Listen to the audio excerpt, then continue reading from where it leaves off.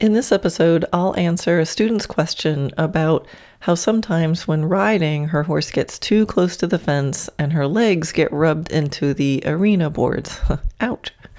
She shares what her instructor has told her to do, and of course, I'll share what I think and give a blueprint for problem solving such things. So here we go. Episode 165, Ask Karen Anything. Hi, I'm Karen Rohlf, and welcome to Horse Training in Harmony. This podcast is about you making progress with your horse in a way that you both can love. It's about learning how to move and be in harmony. Because yes, you really can develop a horse to be both athletic and happy. When we show up as our best selves for our horses will show up for us. So, let's get started. Hello, Karen here, and welcome to another episode of the pod. I can't believe this is 165 of these. I just keep talking, and thank you for listening. All right. I recently, when I was looking on Facebook, had noticed this question was asked in the Dressage Naturally Land Facebook group, and it had gotten, a lot of engagement. A lot of people were answering the question, and I thought, oh, this is kind of interesting to hear the question and then also hear the answers. And then I got a little notification and saw that Colleen had actually sent in the question to I have a little account where you can click and record a question. I'll leave the link to that in the show notes.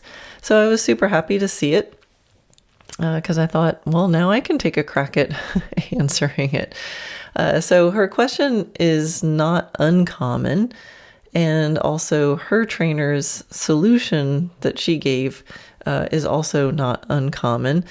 So I'm really glad that she's reached out and is looking for more help, because it sounded like her instincts were telling her that the solution that her trainer gave her was maybe not the best solution. So I think the thing to do is just to play her question.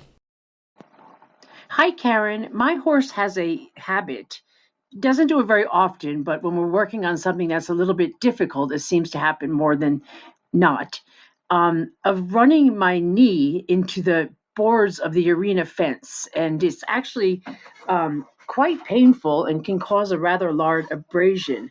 One of my trainers said that he is doing this on purpose and I should punish him. And I kind of don't feel that way. I think he's concentrating so hard on what I'm teaching him that he just forgets that the board is there. But I'd like your opinion on this, because it is a habit, and it's not really a habit. It happens like once every few months, but it's something that if we could put it to rest one way or the other, it would certainly be beneficial to me. So I'd like your opinion on that. Thank you. Okay, so one of my first thoughts, and I want to be, kind of clear but gentle in how I say this, is, when things like this happen, especially when there is some pain involved for us, like the horse is going on the wall and we bang our knees and that hurts and it can be scary, too, and we're injured. When things like that happen, we have to be really careful to not make it worse than it is and start going into blame. I mean, that's not so Colleen, as I answer this question, I'm always going to be answering it for you, but I'm trying to pull out, step back and say, okay, how can I answer this in a bigger picture, in a general way, to serve even more people? So please don't take anything I'm saying personally, and it's all meant to serve. Because I know what this is like. You get in that situation, it's scary, and your survival brain goes into protective mode, and it's like, that horse did it to me. And, it's really easy for us humans to go there. So your brain is trying to protect you. But we have to be really conscious and mindful to like take a breath and go, not make the situation worse than it is, and to not be too quick to blame. It's like, I think we have to go back to remembering this principle that is, horses didn't ask for any of this. So none of it's their fault. It's all our responsibility. And actually, you can really hear Colleen kind of wrestling with this in her mind as she asks the question. So you can hear it. So it starts out with her question of saying, my horse has this habit of doing this thing kind of to her, right? She didn't say he does it to her, but it was like, he rubs my my leg into the wall. But even just by the end of that question, like 30 seconds later, she's already editing it and saying, well, it's not really a habit, right? She says it's a habit. Well, it's not really a habit. It only happens every couple months.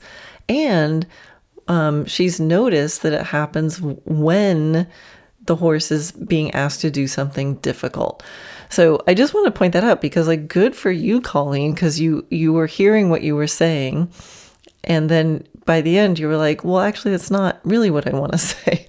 And I think that's the conflict inside of our human brains that we have to be really aware of, because our protective part of our brain, I'm not talking about this like a neuroscientist, but more like a real life person who's noticed such things. But the protective part of our brain's gonna try to protect us by, seeing the danger and identifying the perpetrator of that. And with horses, like I said, we're the ones who chose to do this, so we're always responsible.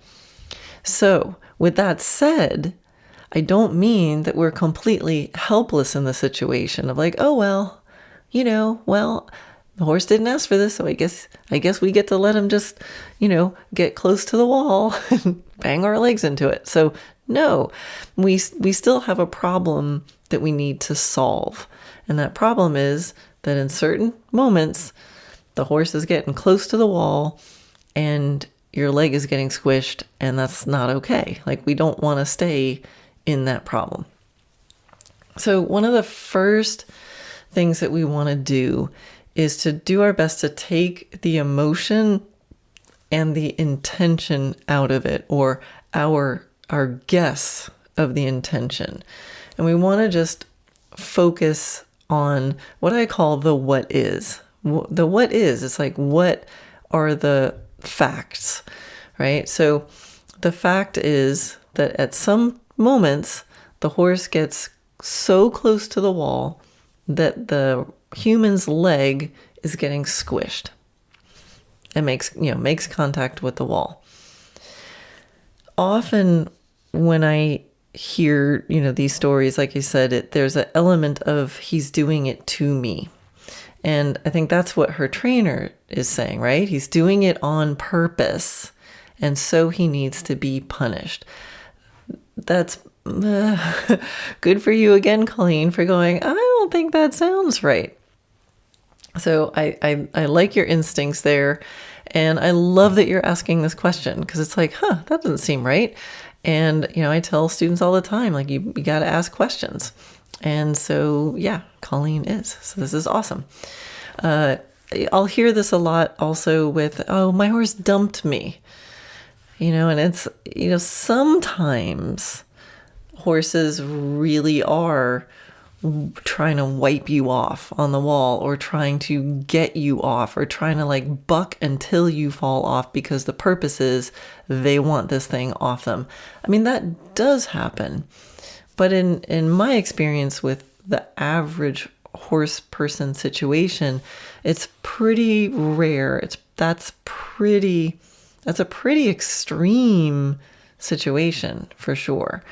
So most of the time, it's in reality, if we think about the what is, we can go, well, the horse spooked and the rider fell off.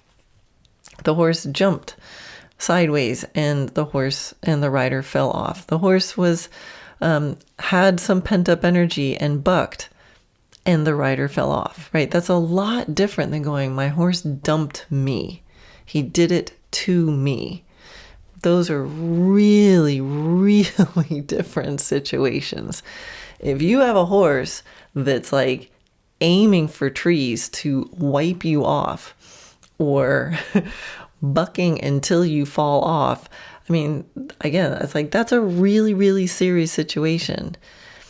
But even then, I don't think it's like a punishable offense. In fact, it's a situation like that, it would be just the opposite. I mean, I would be trying to think so hard about what on earth am I doing that is bothering that horse so much that he wants to wipe me off. What does the horse need to know, and what does the horse need to feel in order to not like this experience so much? I mean, think about it. If you've got a situation where the horse is like in such a bad state that he's like wants you off, and then you're going to start punishing him, like that's a pretty intense situation. And the trouble is that sometimes people do such things and the horses give up and then they comply, but I don't think that's what most of us listening, to this podcast are trying to achieve, that kind of situation. If you're trying to achieve a situation where you are so dominant and able to punish a horse into obedience, I mean, if that's what you think, then I'm glad you're here listening. But I'm not going to tell you how to do that. I'm going to tell you how to be with your horse so that he doesn't feel like he needs to or wants to do a behavior like that. All right, so there's some little background thoughts on this, but still, like I said, it's still a problem, and let's see what we can give Colleen as a solution. All right, so more thoughts. Another thought is that the horse is not responsible for making room for us. I mean, they're really not. A lot of very nice horses do that. But I don't think they don't by nature inherently go, oh, I have a human on my back, and their knees tend to stick out about, 6 inches, and maybe I should make some room for that. No, I don't. That's not in the realm of what my horse needs to be thinking about. So if my horse is heading towards the wall, it's kind of up to me to notice, because before they're on the wall and my leg is getting squished, they're moving towards that wall. And I need to notice that. And I need to steer him away from that happening.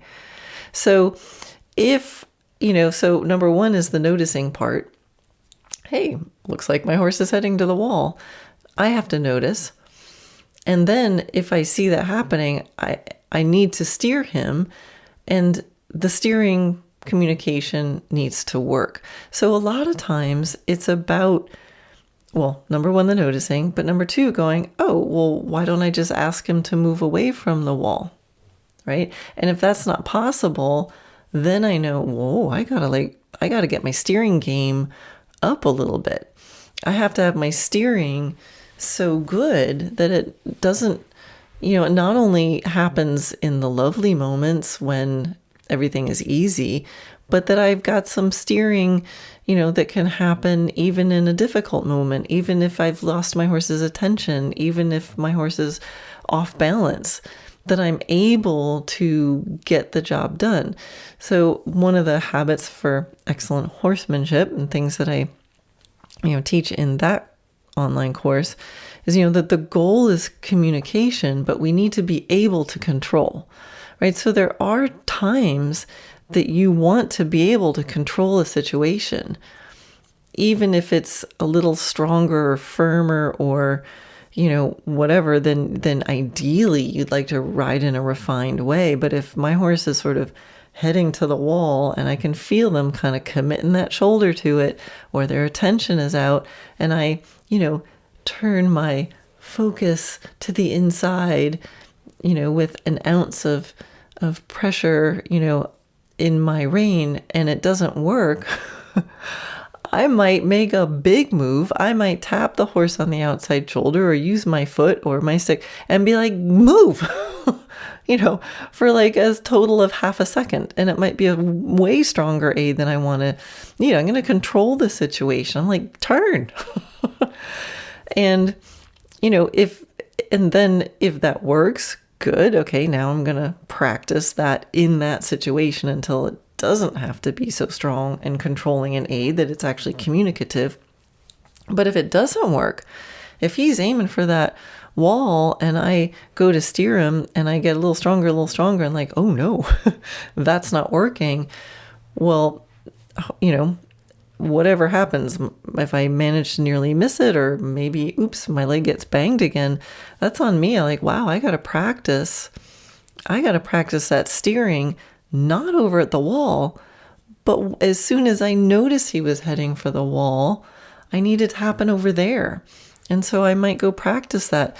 Now, it's still not going to be punishing. It's just going to be like, well, there's a hole in my communication. But again, I can be firm. I could go around the arena, and when he gets to that same piece of real estate where I can feel him committing or having that idea, I might have to be a little bit firmer for a split second, hopefully, to get it done. And then I practice it again until we're in understanding. And then he's like, oh, okay, got it. This is important today. And then I can reward him and I can rest and thank you. That's just education. That's just normal education.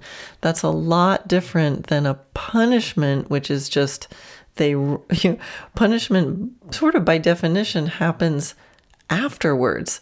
So if you want a strategy of, I'm going to punish my horse for this, then to successfully do that strategy, you would need to let the horse run you into the wall and then do something, aversive and regretful to him.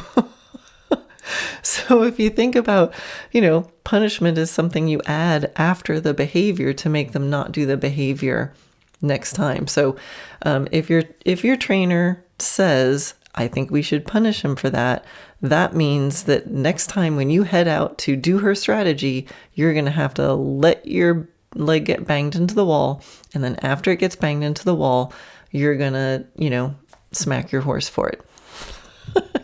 Which I don't think sounds like a very good plan. As always, I think, once something happens, the goal is to prevent it next time, or to see what happened before that, and can you feel it coming, and then can you do something about it ahead of time and add in the missing pieces of communication or education or whatever it is. So that's your homework. Now, another thing to think about always, and again, I'm talking to Colleen and I'm talking in general when there's things that come up like this, is check yourself, right? We always need to check our own position, our own focus, our own attention, our own body language, because we might be doing something that's feeding into it. So it was interesting. Colleen said it happens often when he's, I think the quote was, concentrating so hard on what I'm teaching him. So my question to Colleen would be, I wonder if you're concentrating so hard on this other thing that you're doing that you might accidentally be sending him there, or at least not noticing when he starts heading there. I mean, unless it's just this very acute decision where your horse is going along, somewhere in the arena, and then something happens and he goes, hang on a second, and like makes a 90-degree turn, goes over to the wall and smashes along it, But I'm going to assume he's probably close-ish to the wall. Anyway, but we'll kind of keep going and address some other things. But at any rate, as a general guideline, like check your own position, because if you're concentrating on something else, a lot of times when riders are concentrating on things, we tend to look down And if there's anything resembling bend, we often look down to the inside. And then sometimes when that happens, rib cages go sloshing over to the outside, and we're not looking where we're going. So it's really, really easy to kind of get concentrating on something and then not be aware of where our own body position is actually telling the horse to go. So I would look at that, make sure that, concentrating so hard on what you're teaching him, that then that happens. I would look at yourself and see if at any rate, we want to embody what we would like the horse to be doing. So just check that we're not feeding into the problem. And I would look at, what else is going on, right? So what else is going on in that moment? Is the horse getting thrown off balance? Are you actually asking? I don't know what the difficult thing is that you're asking for, but is there a possibility that could be thrown off balance by doing that? Like asking for bend or any kind of lateral work, or even sometimes just preparing for a canter depart.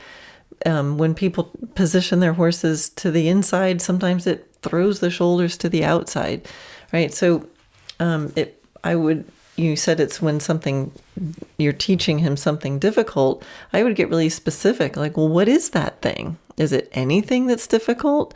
Maybe it's a confusion, a reaction that he does based on confusion, or is it a contortion, caused by the thing that you're trying to do that you guys haven't mastered yet? You're just learning it. It's a normal problem, but if you're both concentrating so hard on the new thing and getting thrown off balance, and then the wall happens to be there, those things can happen easily. All right. So apart from that, what can we do?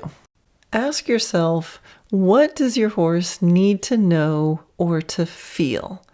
So, for example, of something he might need to feel that it's okay to keep his attention inside the arena.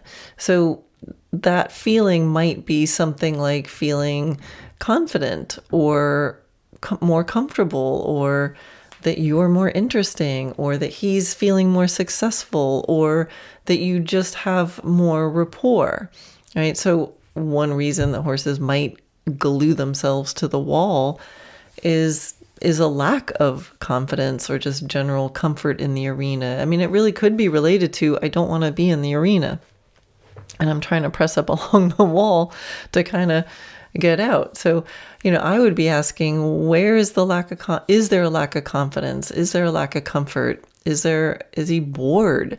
Is he just trying to make his life a little more interesting? Does he need to feel successful? Or is he just not, do me and the horse just not get along, and I need to build more rapport and just more partnership and non-demanding time inside the arena? So I would be thinking, what's my horse feeling right now, and what does he need to feel? And then along with that, and I might ask, what does he need to know, right? So the feeling might be fine. I mean, you might ask yourself those questions and go, he seems like he feels fine. I think he just needs to know something. He just needs to know, in this situation, I need him to do this instead of that. Right? So, how can we let him know that we'd like him to be a little further off the wall? Or, how can we let him know how to shift his balance in a certain way that he doesn't lean on the wall? Now, a horse's natural shape is such that the shoulders are narrower than the hindquarters. So if you're going around the arena to the right, the wall is on your left. If your horse's shoulder and haunches are right along the wall, then actually they're crooked. So in order for a horse to travel straight down the arena wall, because the haunches are wider, the left hip will be on the wall, but the shoulders will be slightly away from the wall. I mean, this is slightly, but sometimes people accidentally try to put their horse's shoulder right along the wall, forgetting that the shoulders are narrower. So there's a little bit of that adjustment. So if they're leaning there, you're like, oh, well, maybe I just needed to have, maybe the rider just needs a different picture of what it means to go straight along the wall.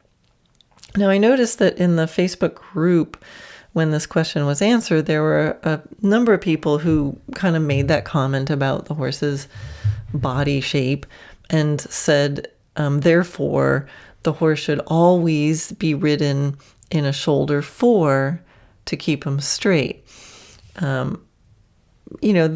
That's true. Like if you're riding down center line in the upper levels and you want to be straight, you're going to have to always be thinking a little shoulder 4. I mean, it's true, but I don't think it's the real answer here, because that's a very controlling kind of answer. It's like, okay, the horse is falling against the wall, so I'm going to do this really fancy thing just to be able to go around the arena without my leg getting pressed against the wall. Like, I don't want to have to do that. I don't want to have to do fancy things to just not have my knee wiped off. So what does the horse need to know? The horse needs to know to stay a little bit off the wall. I mean, that if my horse could talk, I'd be like, hey, we need to practice like staying off the wall a little bit. That just because you're near the wall doesn't mean you go all the way on the wall. So that can be done in some specific ways. It could be practicing turning onto the long side a little earlier. So you're actually you just ride on an inner track, 3 feet off the wall, 10 feet off the wall, however far off the wall you need to be sure that he's not just sort of mindlessly going to the wall. You could also practice ahead of time yielding away from the wall. And it doesn't have to be a perfect leg yield or half pass or anything like that. It's just, hey, shift my weight and let's practice just putting our weight on the other shoulder and letting ourselves drift towards the inside of the arena on demand, like when you want it. Practice it ahead of time. Now, I can share with you my horse Natia. When she was young, I actually had a lot of this challenge coming up. So but with her very first rides, so we actually didn't have much communication at all. But even in the very first rides, her tendency was to want to look to the outside and kind of like scrape up along the wall. And it was a little disconcerting because my leg would often get squished. And, I didn't have a lot of communication. These were just first rides. And for her, it was really her attention. So Natia she's so sweet and, not spooky and things like that, but she would get very quietly insecure. And so she doesn't like get anxious and freak out, but she just very quietly is like, I don't want to be here. I want to be out in the open. And so she would, her attention would go outside the arena and her neck, and then her shoulders would, and she's tall, so she'd kind of be over the top of the railing. And, so I had to be kind of clever because I didn't want to start messing around with my aids a lot, but I wanted her to know, with her, I needed her to feel okay in the space. And then I needed her to know that I didn't want her that close to the wall. So how am I going to do that on a horse that we don't have a lot of communication yet? So it was, kind of twofold. For the feeling, I spent a lot of non-demanding time in the arena and, tacked up, ready to ride, and just made sure that, I was observing her emotionally. If she needed another horse in the arena to kind of keep her feeling better, I did that. So I saw that there was some insecurity. I also did more rewarding. And having her turn and take the treat on the inside of the arena. So just like that she would feel successful and that she would feel like she knew what she was doing and that she felt relaxed and calm and secure and wanted to be here. And keeping a high standard for the things that we did have communication about, like her basic yields and stuff like that. I'd kind of use those to be like, hey, are you with me? Are you with me? You can do these things. But then still, when she would start moving, her body just that's where it would go. So how am I going to do that? So I actually, I put stuff along the rail. So I actually would lean jump poles up along the fence at an angle. I would put barrels or random things, cones, right along that track that's right next to the wall. And I actually, because I felt her so kind of balance-wise committed to balancing off the wall, I did it online first, and I put all this stuff along the wall, and then I put her online, and she just bombed through it. I mean, she just like kicked the barrels out of the way and crashed through the poles very calmly. I mean, she was not freaking out. She's like a tank, that girl. And I was like, oh, okay, well, that's enlightening. And so I just played with it and reassuring her until, my message to her was, you could go around those. That's what I wanted her to figure out. I wanted her to figure out, oh, why don't I just not lean so close to, or why don't I just not travel so close to the wall, and I can like avoid all the mess that's on the rail. And so it took a couple sessions before I saw her actually have the presence of mind to go, oh, if I just move over here, then the stuff on the wall doesn't get in my way. And so then I would ride her, after I saw her make that shift, then I would ride her. So, and then it went away. So then I would I'd take half of the stuff off, or, maybe I just need a cone in a certain place in the arena if she wasn't paying attention there. And so it was a way that I worked with her to help her change her mind. But that's what I was thinking. What does she need to feel? What does she need to know? And those two things together, made the change. Because after I thought, what does she need to feel? What does she need to know? Then I can make a strategy, right? So I make that strategy. And in the meantime, I was upping my standard for those basic yields and the basic steering in the easier situations, so that I had a way to interrupt it. If I felt her starting to head towards the wall, I could simply steer her away again. And she was definitely too young to do the let's hold her in a shoulder 4. I mean, I had really no interest in doing that. So my whole goal was to make the easy things easy. All right.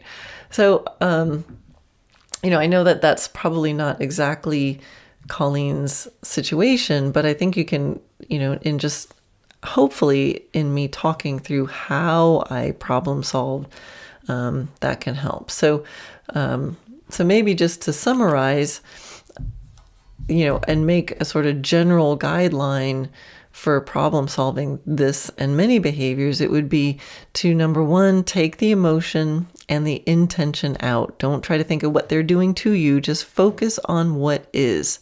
What's the stuff that happened? Then determine, when does it happen? Or what else is changing right before this behavior starts to happen? Acknowledge your role in it. Pay attention to your focus. Where's your attention? What's your body language? What are your patterns, etc.? And then practice the communication that you're going to need to be able to interrupt it. And then ask, what does your horse need to know, and what does your horse need to feel for this not to happen anymore? And based on how you answer that, you can make very specific strategies to improve those specific things. All right, I hope that helps. And again, I will leave the link to where you can click to send in a question, just like Colleen did. I love getting them. I can't promise I use all of them, but I do listen to all of them. And I love having questions in there, and I'm happy to answer as many as I can. All right, thanks.